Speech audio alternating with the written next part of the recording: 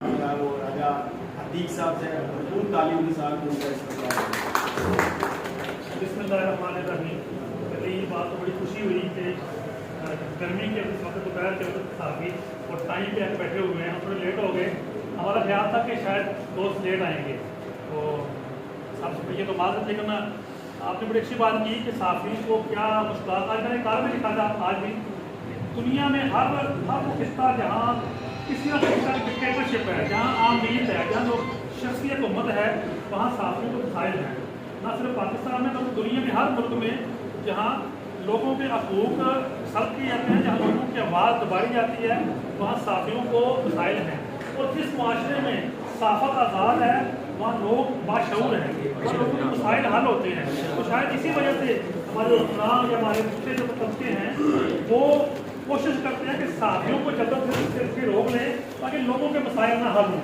میں تھوڑا سا اپنا واقعہ بتاؤں گا آپ کو کہ میں رہتا ہوں جی فلوریا میں، میں رہتا ہوں جی فلوریا میں، تو وہاں پہ مجھے کبھی کبھی ان کی میں خبر لگاتا تھا، وہاں پہ بہت سے مسائل ہیں جی فلوریا میں، تو مجھے کیسے آپ خبر نہ لگائیں گی، لیکن میں لگا رہا تھا۔ وہاں پہ ایک واقعہ ہوا آج سے 5 سال وہاں پہلے، ایک پھٹا ہو گیا کسی کا، نہ میرا اس سے کوئی لینا نہ کوئی دینا، مسجد میں واقعہ ہوگا، تو انہوں نے جب ایف آئی آر تو میرا بھی نام اٹھا دیا، حالانکہ میں وہاں پہ تھا ہی نا، اور میں نے اس ایف آئی آر سے نام بھی لکھوایا کہ آج بھی میں اس وجہ سے کہیں نہ کہیں اسٹرگل کر رہا ہوں۔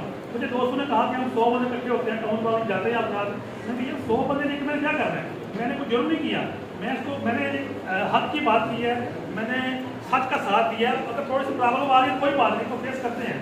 اصل بات یہ ہے کہ جب ہمیں کہیں نہ کہیں پرابلم آتی ہے تو ہم ڈر جاتے ہیں، ہم گھبرا جاتے ہیں۔